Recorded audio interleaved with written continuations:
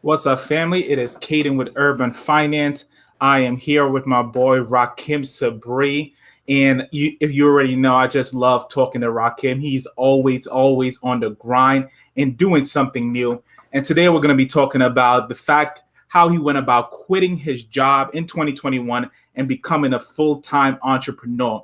And so, Rahkim, I know you've been on the show before, but there may be new people tuning in. So can you just tell the folks a little bit about yourself?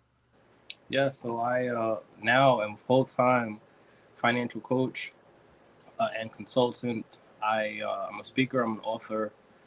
I try to dabble in all things media and communications relating to the topic of financial empowerment and financial literacy.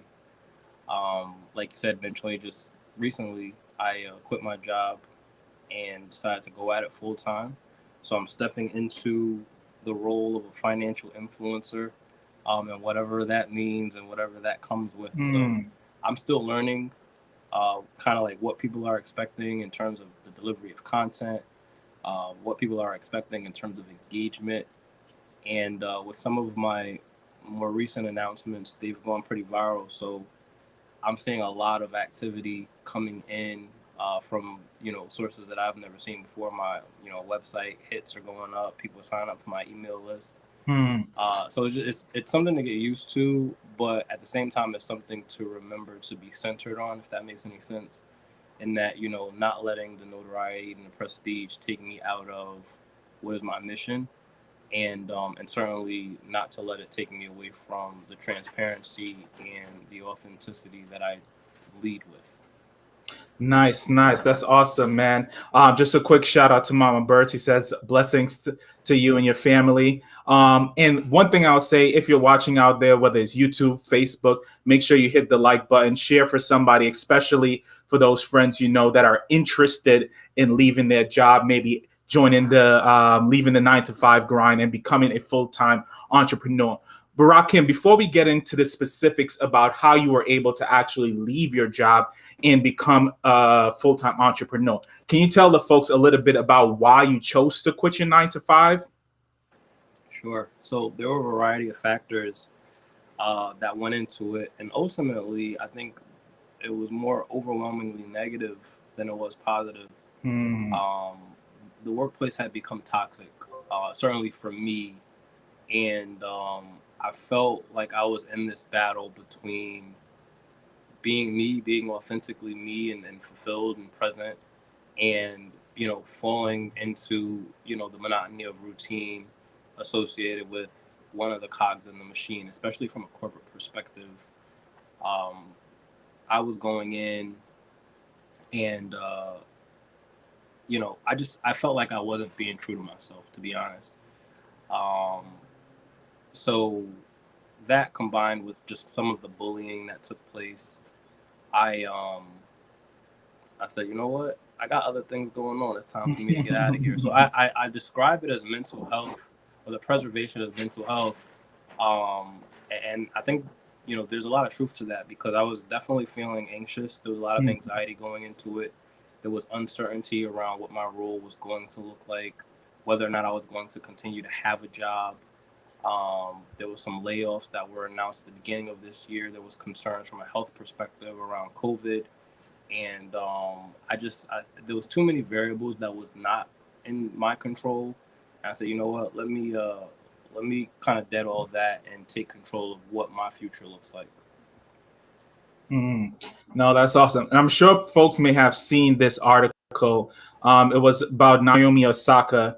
And I'll just read the title of the article. It says, Naomi Osaka is here to remind you that work won't love us back. And I thought that was, an amazing statement in general, that, we put so much effort into work. We put so much effort into the 9 to 5.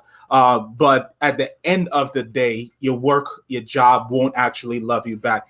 And we know from the Naomi Osaka thing that one of the things that she kind of didn't want to do was go do the interviews because she felt it's taxing on their mental health, and even that, the tennis association didn't want her to do it. And so I think we're getting into a space now where people are really starting to prioritize mental health above just the 9 to 5 grind, above just making that next paycheck. You tell the folks, maybe someone's listening and they're like, I feel like, in 2021 might be the right time for me to actually leave my job, but am I ready to leave my job? Can you tell some of the folks how you knew you were ready or in a position where you felt comfortable leaving your 9 to 5? Because for most people, the 9 to 5 is what puts, bread on the table. And without that 9 to 5, there is no bread on the table. So how did you know that you were actually ready to leave your 9 to 5? Yeah, I like this question because, I'm human like everybody else. And I wasn't ready. I didn't know that I was ready. I didn't feel prepared. It wasn't something that I had planned for or planned to do at that moment. I knew that I had entrepreneurial aspirations for sure. Entrepreneurship is not new to me. I've been kind of doing the hybridized version of it for a while now. But there was definitely a lot of apprehension and fear leading up to me making the decision that said, well, what if it doesn't work, right? Like all of the what ifs that comes with it. I have a mortgage, I have a dog, I have myself, I have bills, I have debt.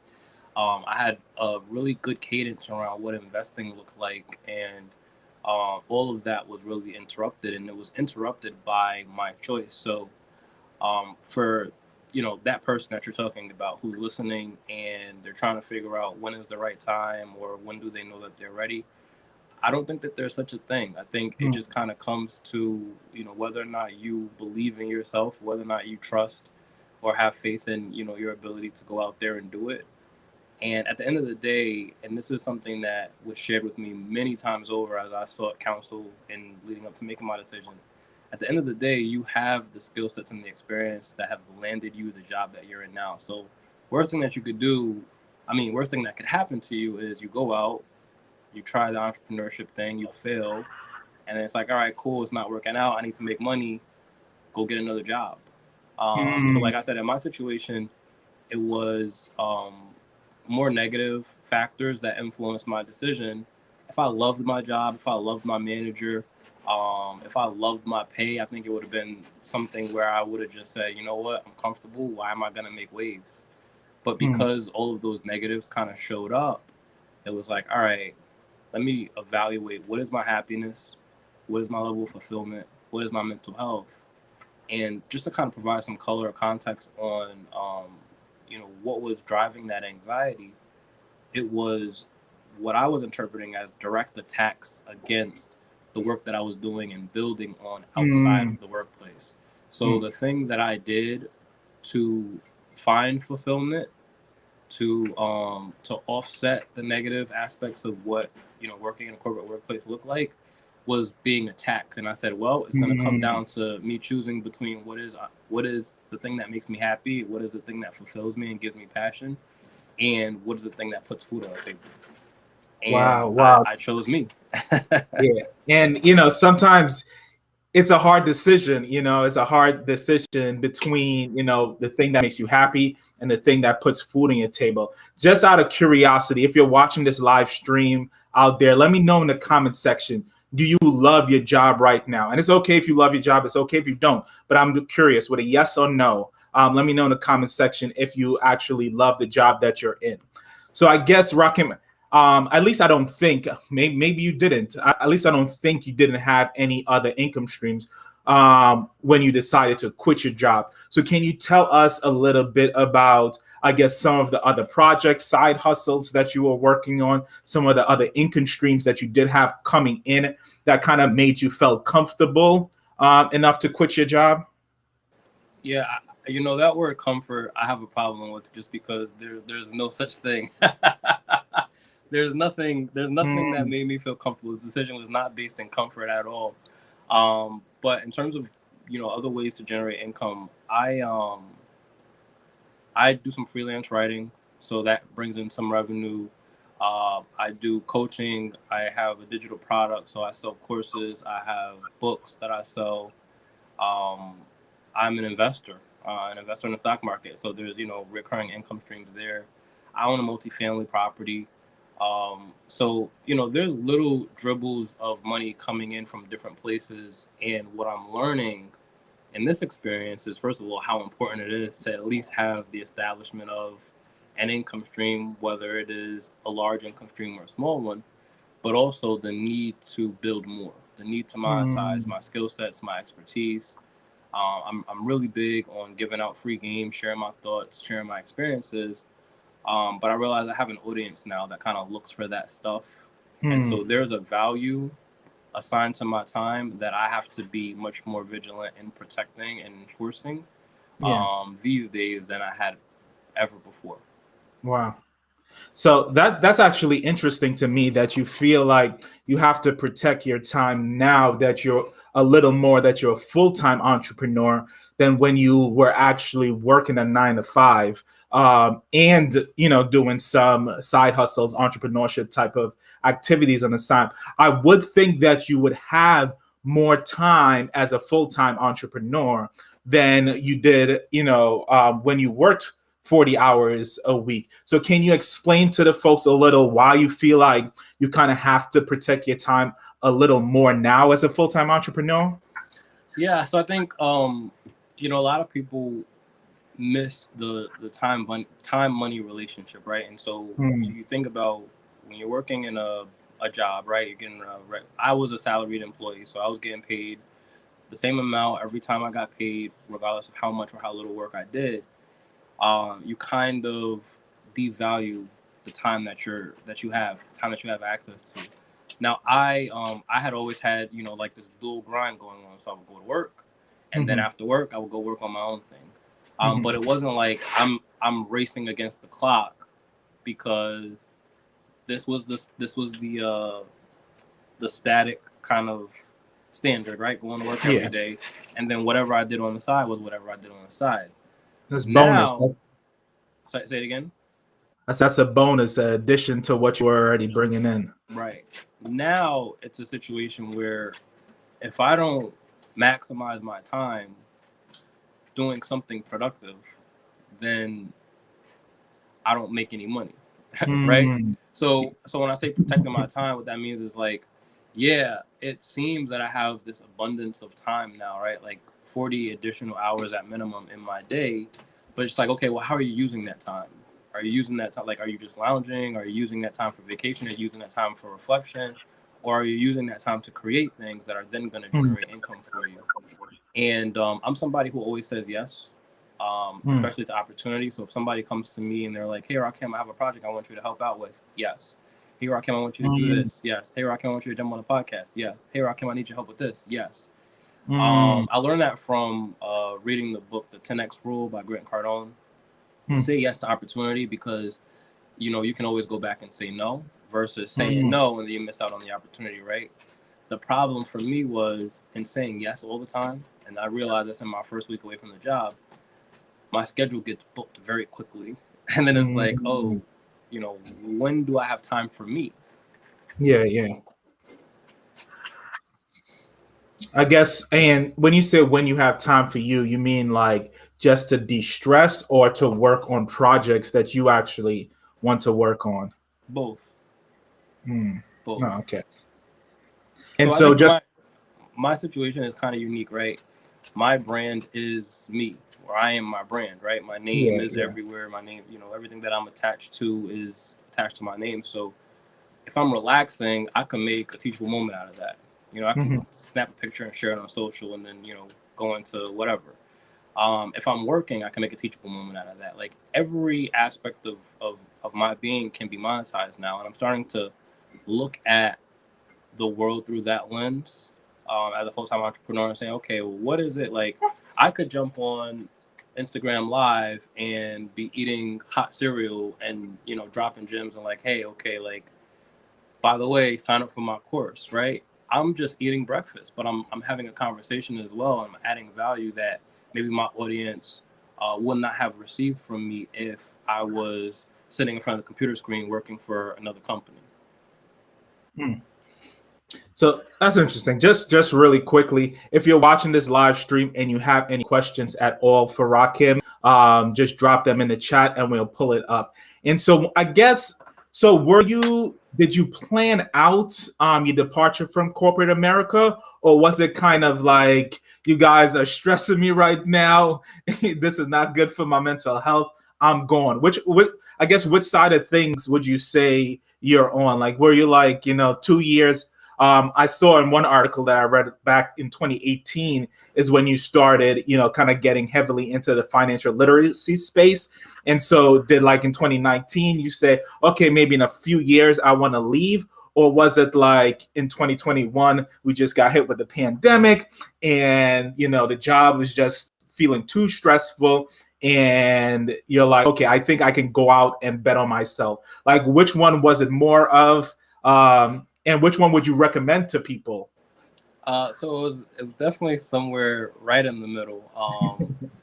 I told myself, I don't know how old I was, but I told myself by the time I was 30, I wanted to be done. I wanted to be done with corporate. So I turned 30 last year. And then I said, oh, I'm not nearly close enough to, being in a place where I feel comfortable doing that. I'll give myself another 5 years. 5 years, I'm done. So I had a target kind of exit strategy around 35. So I knew I wanted to leave. I knew I wasn't a lifer for sure.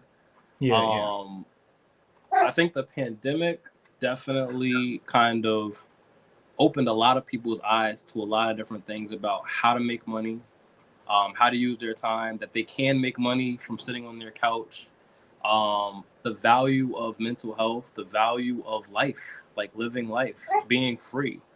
And with that, I think there was a combination kind of snowball effect in saying, hey, you know what? Like, I don't want somebody to dictate to me, like, what time I have to get up, what time I have to go to bed, what time I can use the bathroom. You know what I'm saying? And I'm using extreme examples here, but it's kind of like that's kind of how it felt. And, I'm somebody who invested in themselves. And I had a coach. I actually had two coaches that I was working with around two different initiatives that ended up coming to fruition. And both of those coaches were full-time entrepreneurs bringing in, 6-figure incomes.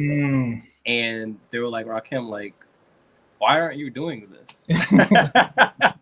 Like, you have it.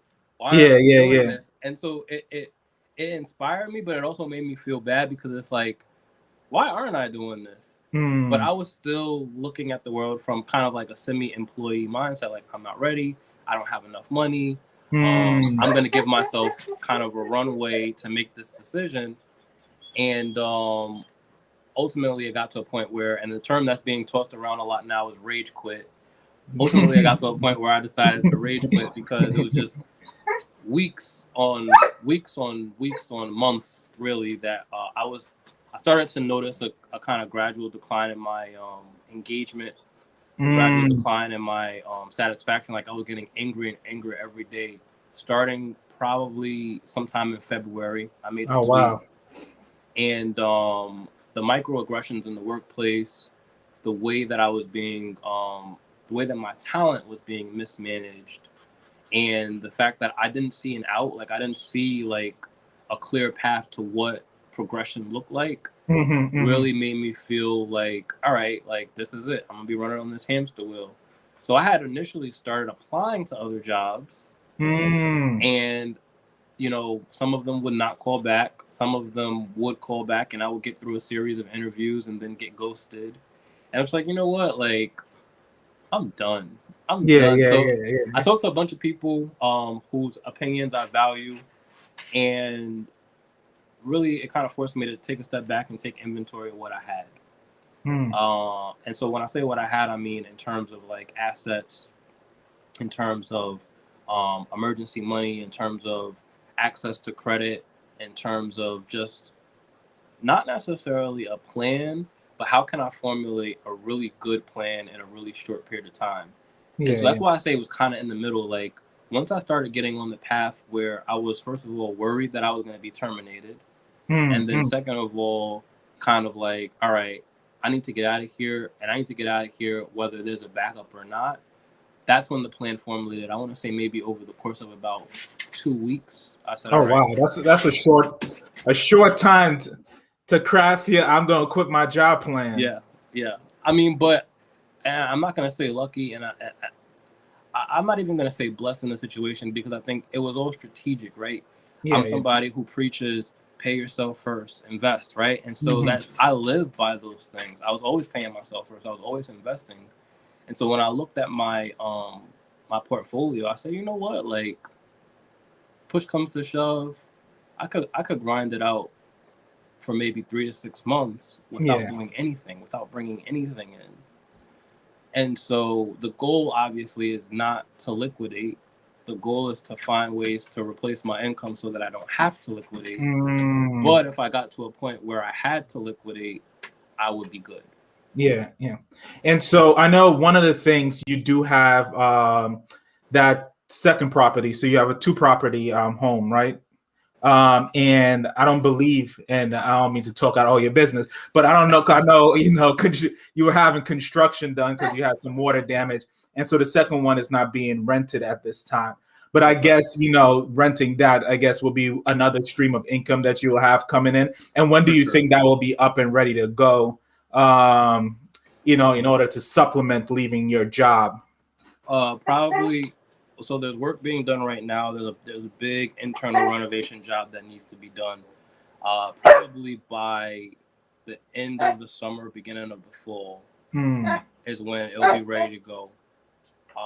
But then also understanding too, like the housing market right now is crazy. So I have Yeah. options from a home equity perspective, or a refinance perspective, or Yeah. push came Yeah. to shove, selling perspective, and I have a decent amount of equity in my property as well. So I mean, I could, worst case scenario, like absolute worst case Yeah. scenario, Yeah. sell my property, and I would be able to replace a year salary. I would be able Hmm. to not work for a year. No, and that's a beautiful, and I think that's one of the beautiful things of being a homeowner too, about having equity in your property. And I think I am huge on betting on yourself. And so, just taking that chance. And like you said before, if things don't work out, you can always get another job. I guess for the folks that are watching, I'm just curious. If you were absolutely decide to rage quit right now, do you think you'll be in a good place financially to rage quit? Yes or no? So do you think you'll be able to survive for a little while? If you were to rage quit. I really haven't heard that term before here, so Yeah. thank you for sharing it with me. I don't technically work for corporate America anymore, but I definitely could see myself potentially rage quitting sometimes. I guess one of the things, how much, and I know the answer to this, but I'm gonna ask it anyway. How much notice did you give your employer when you decided to quit? I gave him no notice. So and that's what makes the story, right? I um I made my decision the night before. Like I was Hmm. final on my decision the night before. It actually caused me quite a bit of anxiety. Like I had a hard time sleeping that night, because I was like, is this the right thing? Is this the right thing to do? Mm, What are people gonna think?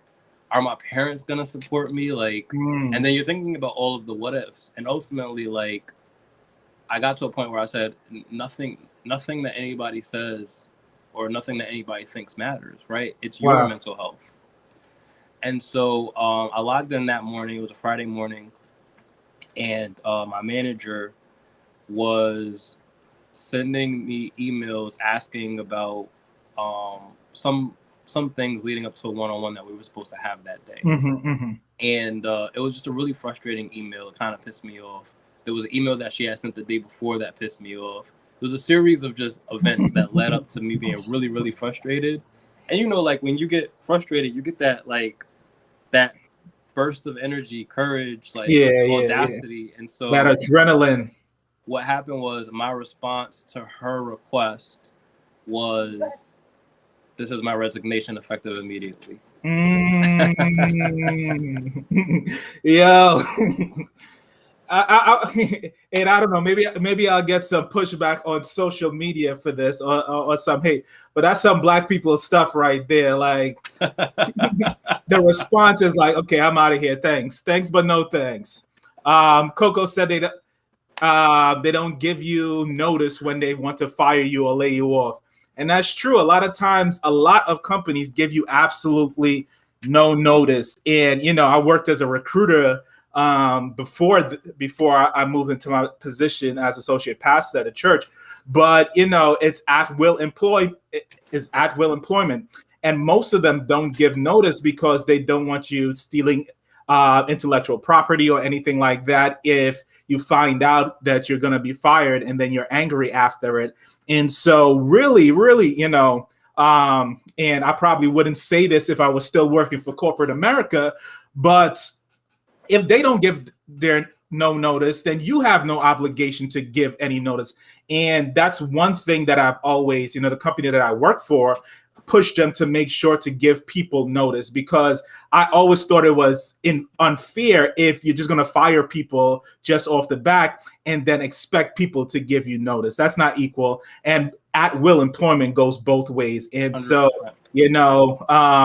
and especially, if you worked in a job long enough, if they're a company that give notice, and if they're a company that just push people out the door, because people absolutely talk. And so I guess how has being a full-time entrepreneur been going for you thus far? I'm gonna say this in jest, but also very seriously. It's everything that you see on like Instagram and TV. It's like freedom, like pure freedom. Like I can wake up whenever I feel like it. I can go to bed whenever I feel like it. I can go where I want, when I want. I don't have to ask for permission to do anything. And so, that freedom is dangerous, right? It's intoxicating, because if you're not productive, then you don't do anything. Like it turns very quickly from you being a high performance entrepreneur to you being like a bum, right? A couch potato. So I'm conscious of that. And I have been focusing on relaxing and maintaining, just kind of a level head, unpacking corporate trauma. I'm deciding that I'm wanting to write a book. I'm starting a podcast to just outline like my experiences. And so that requires a level of like relaxation and decompressing that I don't think a lot of people give themselves. And so that's what it's been looking like for me. I know we kind of talked about it off stage, but I have not considered myself to do any heavy lifting in terms of the work that I'm supposed to be doing. But that's not evident to people who are looking from the outside in, right? Because I see you grinding on social media. You're always posting. You're always writing some article. Right. I was thinking to myself, when does this brother get time to sleep? Yeah, no, I definitely sleep really good. I get to spend a lot of time with my dog. That's why he's acting crazy right now. Yeah, he's like, he should be with me right now. But I got to spend time with my mom. I get to focus on gardening. I get to be home while the construction is taking place. Like I have so much peace of mind in the midst of all of the uncertainty and trying to figure out like how I'm going to generate income. I have so much peace of mind. And when my article for Business Insider went out and went viral, that was like the sign. If there was ever a need for one, I'm on the right path, because so many people reached out to me. So many people, signed up for my email list, sent me emails, found me on Twitter, found me on LinkedIn, and they were just like, congratulations to you for choosing your mental health. Good luck to you. Some opportunities presented themselves as a result of it. It's really, it was kind of like the highlight of this experience. Cut it out. Now the dog is all good.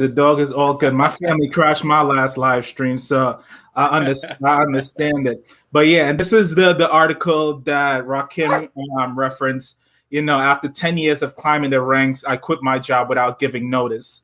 And here's why you shouldn't feel obligated to stay if a job is damaging your mental health. And no, like everyone has said, kudos to you for that. And I guess even based on some of the things that you've mentioned to me, now that you've quit your job, what does success look like for you? Because for everyone, success looks a lot different.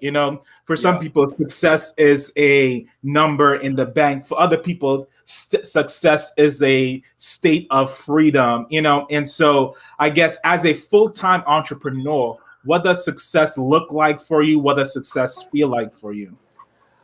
That's a really good question. I think financially, I'm still trying to determine that because it's easy for me to want to replace my income, right? Mm, And breaking even would be ideal.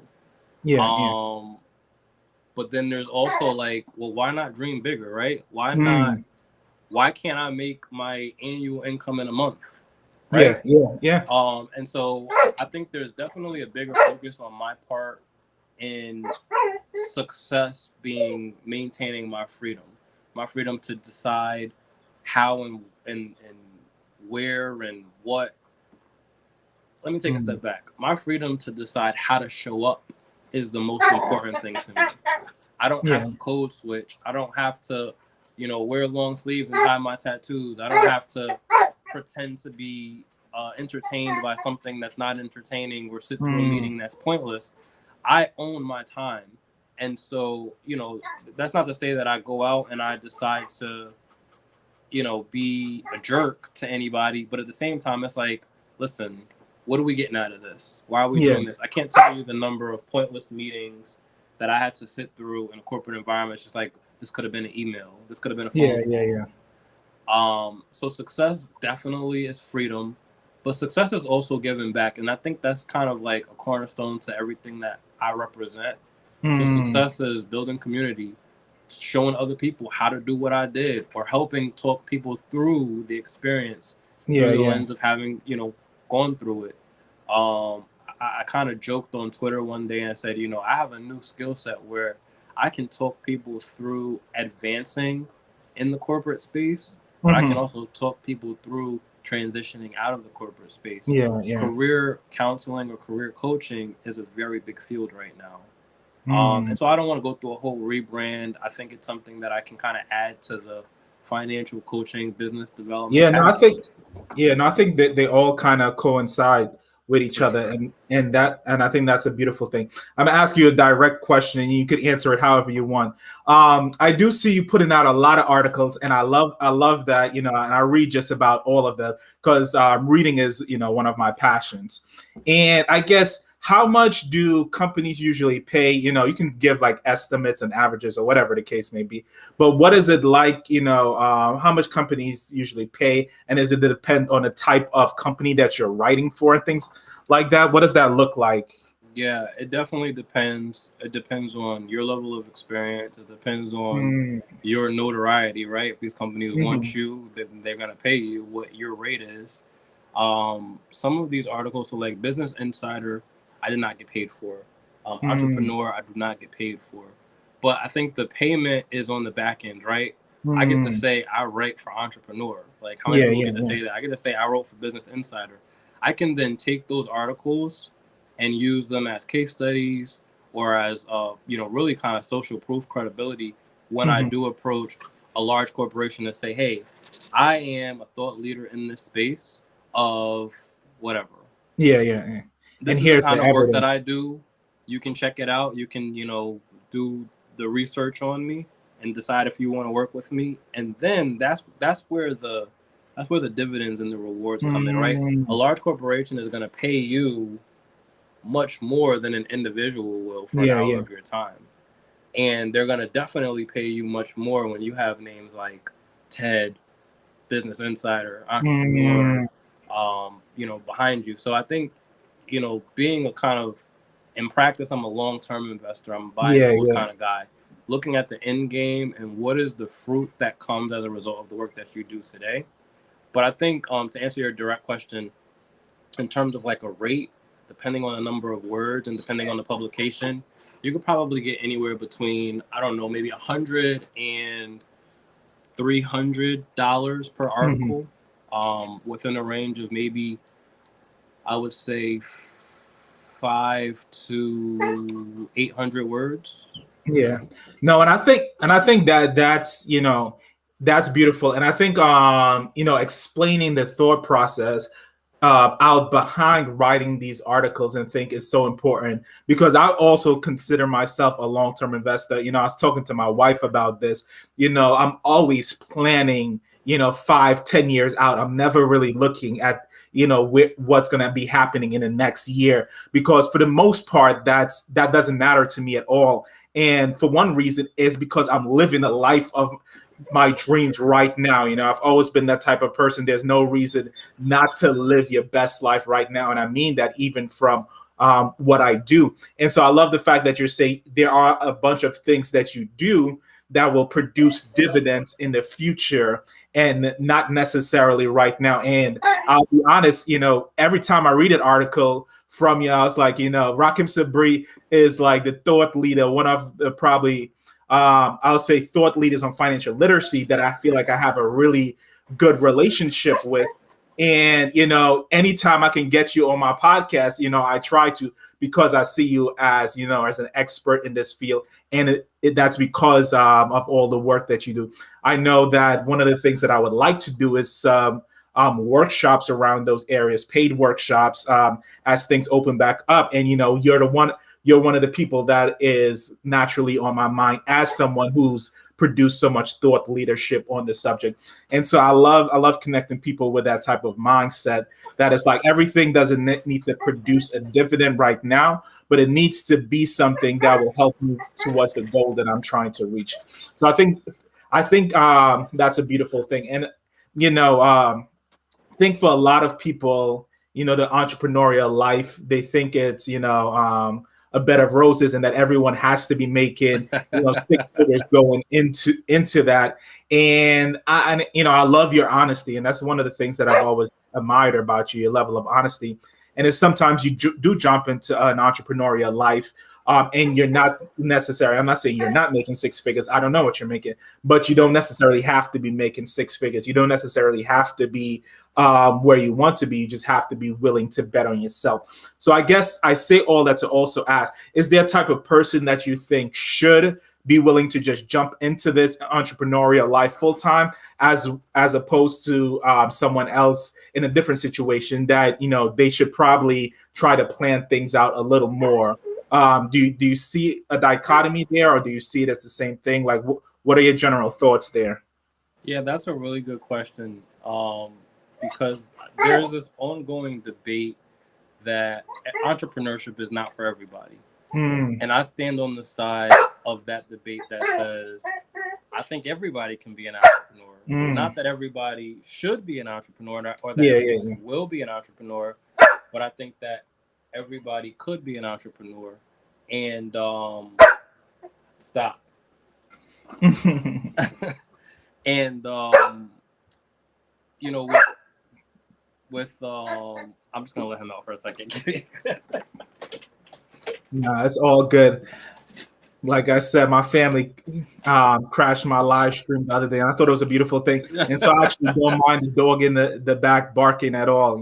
Everybody's gonna know that Rakim has a dog now. But the other side of that is, I think there's a lot of social media does a job on kind of distorting reality. And so, a lot of people look at entrepreneurship as like, oh, that's the cool thing to do, right? So I was kind of like joking earlier when I said, oh, it's everything that you see on Instagram, right? Like you have your freedom, yeah, but you also have to work. And I don't think a lot of people understand the amount of work that it takes to go in and brand themselves and market themselves and develop the thick skin to overcome objection. People say no probably more times than they say yes. Yeah. And you have to be able to kind of dust yourself off and keep rolling, especially depending on the type of entrepreneurship that you're getting into. So I have mixed feelings on it, on that discussion, but the kind of person was your question. It's definitely somebody who is willing to invest in themselves, somebody who is comfortable being uncomfortable, Mm, somebody who has purpose, somebody who is faith driven, right? Like there's mm. just so many unknowns in this journey that if you wait until you have certainty before you move, then you'll just never move. Yeah, yeah. And I think that kind of like really sums it up. Somebody who's coachable. Let me add Mm, that. Somebody who's coachable. Coaches need coaches too. And yeah, I'm yeah. so I mean I'm walking proof of that, right? Like I've had two coaches in the last year. I would say three coaches in the last 2 years. And coaches aren't cheap. They Mm. cost money. So going back to that whole idea of investing in yourself. But all in all, it's a very rewarding path. Like I said, you own your freedom. You own your time. You own your image. And for people who are looking to kind of get into that, like that's the best place to be. Oh, nice. We got a question from Demetrius that I'm going to ask. He said, "Peace, brothers. Are you working on writing a new book on leaving the corporate job? And what does your self-care routine looks like currently with this new shift?" Good question. Um, so yes, I'm definitely working on writing a new book. I'm trying to figure out how I want to position it. If I want to position it as these are the keys to what success in the corporate workplace look like, Mm, and this was my experience exiting, or this was my overall experience. I think in the two books that I've written so far, they definitely have been very much experience driven. So could be kind of like a chronological mm. path slash guide. I'm still figuring it out, but I definitely know that there's interest there. So it's definitely coming. And then in terms of self care, I recently actually started. Well, I got one massage. I got my first massage not too long ago. It was amazing. So I'm probably going to incorporate that into my routine. But also, and today's my dad's birthday, so shout out to my dad. But one of the things that he says to me every single time we talk is, "Be good to you." Mm. And he says, only you can determine what that looks like. Yeah, So yeah. however that looks, be good to you. And so I would say that that's a part of self-care as well, right? Like figuring out what does being good to me look like, and that can change from day to day, right? That can be removing myself from a toxic environment, or removing myself from a toxic conversation or a toxic relationship. Self-care doesn't always feel good, and Mm. so focusing on personal development and growth, and just being a better person is they're all keys to, I think, self-care as well. And so I focus on all of those additionally. And so when you write a book, what's usually your goal is when writing the book? And I guess you can list it in terms of priorities, but I'm thinking like, okay, you write a book, that's a source of an income stream, but you write a book that's also a good tool for publicity and things of that nature. And so what are the kind of thought process that go into writing a book? Yeah, so I'm really big on personal brand, and building a personal brand. I didn't write any of my books so far with the intentions of like becoming the next Stephen King, Mm, or New York Times bestseller. So I don't expect to generate like a life-changing amount of income from the books that I write. Although I would be very happy if that ended up happening. doesn't I hurt, write doesn't hurt at all. I write my books for credibility. I write my books to get me indoors, to really establish myself as a thought leader, as an educator, to have something to give away if I go speak, Mm, or if I go consult. I also like to use it as kind of like we'll call it like a charged up business card, right? yeah, yeah. Most people hand out business cards for free, and what happens to those business cards, right? They end up in somebody's wallet or in the back of somebody's car or whatever. But when somebody's paying you money for something, right, you're Mhm. assigning value to that thing. Not only is there an exchange there that may encourage that person to read the book, or should encourage that person to read the book, but also gives them an idea of who I am, what I'm about, what I Mm. talk about, how I deliver my content. And so really the book kind of leads into other things, right? People come back and they say, "Oh, yeah, I want to be more involved in what Rahkim has going on. Maybe I'll buy his course, maybe I'll do coaching with him." Mhm. Maybe I'll follow him on social media. Maybe I'll promote him to other people. And so I've had a lot of success with that as well. The book is just kind of like the first layer of what would become a larger funnel. Yeah, no. No, I think that's great, man. I just, like I said, I love having a conversation with you. I love, just getting in the mindset of an entrepreneur where, branding is such a big part of everything starting out and really laying that foundations that, that the rest of your life will get paid dividends based on it. By writing your books and writing articles and doing podcasts like this one and having your own podcast. And so, tell us a little bit about. So, I'll probably close out with this question, but tell us a little bit about what you have in store, the podcast that you're doing on YouTube and where else you're doing it, and what's your goals there, and what's next. How can people support you? Yeah, so a couple things. My podcast is going to be called "I Fired My Boss," and it's really going to focus on not only my process but other entrepreneurs who have done the same thing. Right, like they Hmm. had, for whatever reason, steady income at a job, whether that's in corporate or not in corporate, and they decided to jump out and do their own thing. So I'm hoping to connect with people who have that experience, who can share that experience and encourage others. Um, with that, I also intend on growing community. So I started a Patreon account um, where I'm going to be focusing on that as well. So Hmm. people who are wanting to become entrepreneurs full time and looking kind of for guidance or support, people who have recently done it, but then they're just kind of like, now what? Yeah, People yeah. who are in that space and thriving, and just want to support the mission, support what I have going on, and certainly being able to document and share my experiences is going to be the focus. Um, and then the YouTube is going to kind of be a combination of all of that, right? So understanding, and for people who don't know this, YouTube and Google have a very close relationship, and so I believe it's the second largest search engine in the world. So if my stuff is on YouTube, Yeah, then my stuff is everywhere. And so sharing my experiences, sharing my thoughts, documenting this journey, sharing maybe the video portion of the podcast, all of those things will get thrown up there. But doing the vlogging thing is kind of cool. So like I've been yeah. talking about with a level of transparency that's not foreign to me, but maybe not expected from others, what this has felt like, what this looks like. Yeah, yeah. And so everything is Rahkim Sabree, right? So YouTube.com, I was able to change my handle now. So Kudos, YouTube. kudos. YouTube.com/Rahkim Sabree, Patreon.com/Rahkim Sabree. All my social medias is whatever the social media is /Rahkim Sabree. And my website is RahkimSabree.com.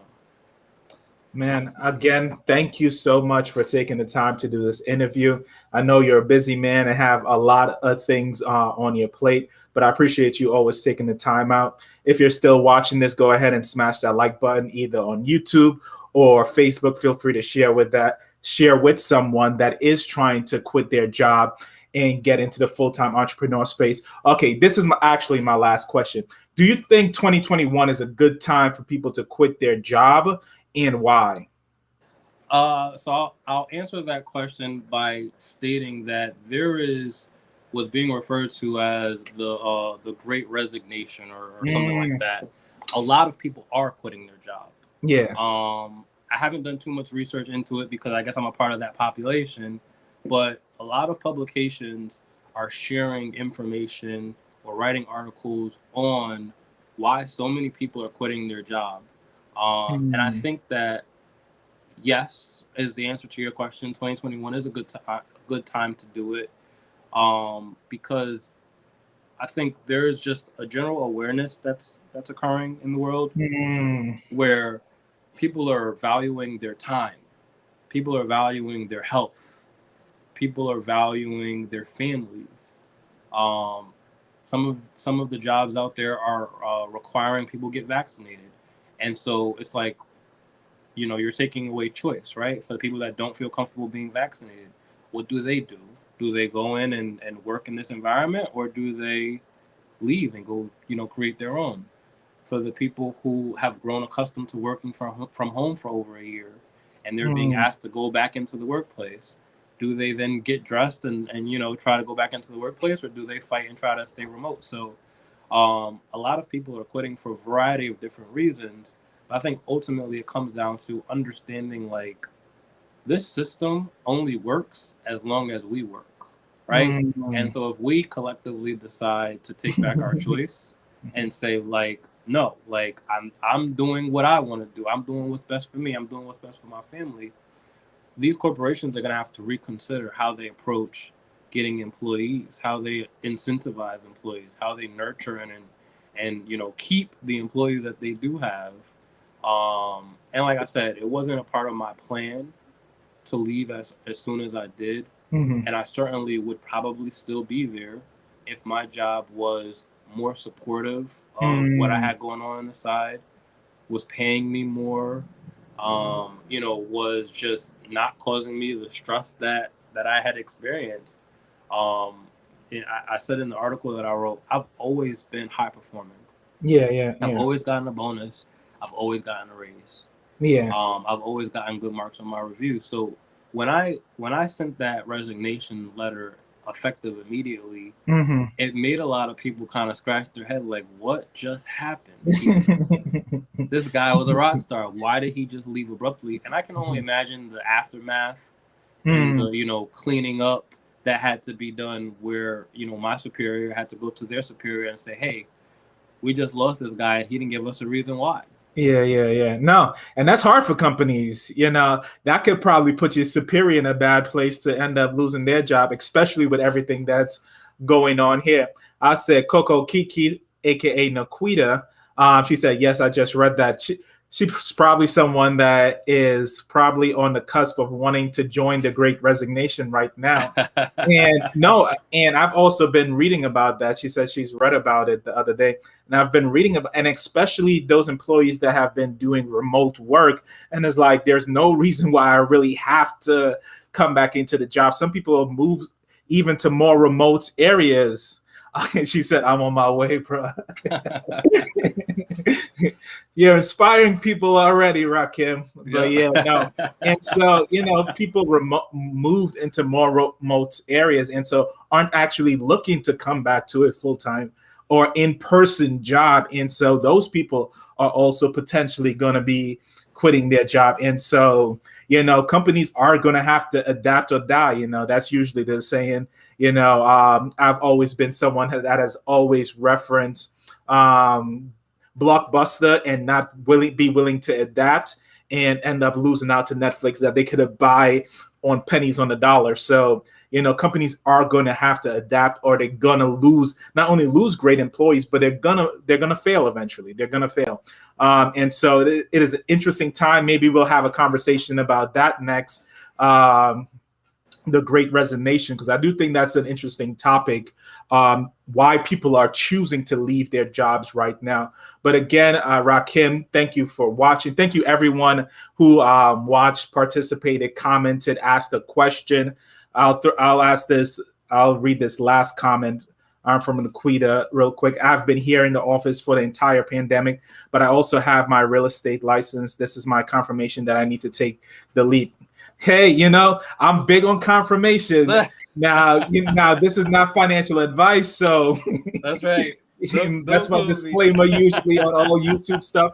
But like Rahkim said, you leave your job and it doesn't work out, then you could always come back. You can always get another job. And I won't go into this. I know we were talking about this offline. Oh no, it's actually on your YouTube channel. But even after leaving your job, there are a lot of companies that offer you positions, and from the sound of it, it was probably even better positions, or positions that may even fall more in line with what you would like to do. And so you have that aspect of it, that sometimes you close one door and an even better door opens, whether that's in the entrepreneurial space or whether that's creating room for a company that will treat you better and be more receptive to all the things that you're trying to do in the world with giving back with the financial literacy stuff. And so again, Rahkim Sabree, thank you very much. Again, thank you very much to everyone that tuned into this video. We truly appreciate and love you. And like I always say, God bless y'all, and make sure y'all live your best life.